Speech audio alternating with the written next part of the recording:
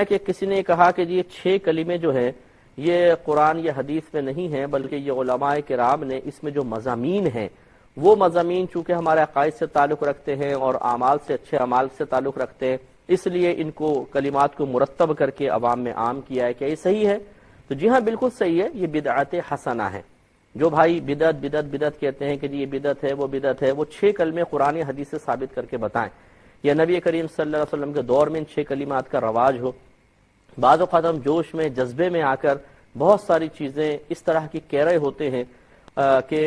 وہ ہم ان کو ناجائز یا ممنوع کہہ رہے ہوتے ہیں، لیکن خود ان چیزوں کو اختیار بھی کیے ہوئے ہوتے ہیں۔ تو یہ 6 کلمے یقیناً ان کے مضامین قرآن میں بھی ہیں، حدیث میں بھی ہیں، لیکن بعینی ان الفاظ کے ساتھ یہ مجموعہ 6 کلمات کا یہ بعد میں علماء کرام نے مرتب کیا ہے، تاکہ ہمارے بچے، ہماری عوام، وہ جو ہمارے عقائد ہیں ان کو اجمالی طور پر ان کلمات میں جان سکے، جو اچھے مشہور اور ضروری اعمال ہیں ان کا تذکرہ ان کلمات میں ہو، تاکہ جب یہ کلمات دہرائیں تو توجہ ان چیزوں کی طرف رہے۔ اس سے یہ بھی نتیجہ نکلا کہ علماء کرام نے 6 کلمات اس لیے نہیں مرتب کیے تھے کہ کچھ سمجھ میں آئے نہ آئے رٹے لگاؤ اور 6 کلمے یاد کر لو، بلکہ وہ تو اس لیے تھے کہ تاکہ یہ 6 کلمے جن مضامین پر مشتمل ہیں وہ مضامین اتنے اہم ہیں کہ ان کو بار بار اپنے ذہن نشین کیا جائے، بار بار ان کو دہرایا جائے۔ اب ہمارے ہاں صورتحال یہ ہوتی ہے کہ کبھی شروع میں اگر بچوں کو ترجمہ یاد کروا بھی دیا جائے ان کلمات کا، بعد میں بھول بھال جاتے ہیں۔ بڑوں کو بٹھا لیں آپ، 1,00,000 مسلمانوں کو بٹھا لیں اور پوچھ لیں کہ 6 کلمے کا ترجمہ کر کے بتا دیں،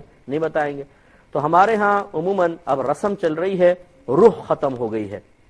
تو یہ نہیں ہونا چاہیے، بلکہ ہر چیز کی روح کو بھی آپ سمجھیں۔ تو لہذا یہ 6 کلمات بہرحال پہلے نہیں تھے، یہ بعد میں ہیں، لیکن چونکہ یہ دین کی تقویت و ترقی کے لیے ایجاد کیے گئے، اس لیے ان کو زیادہ سے زیادہ آپ بدعت حسنہ کہہ سکتے ہیں۔ اور ہر بدعت گمراہی نہیں ہوتی ہے، بعض بدعتیں اچھی بھی ہوتی ہیں، لہذا انشاءاللہ عز و جل اس پر ثواب بھی مرتب ہوگا۔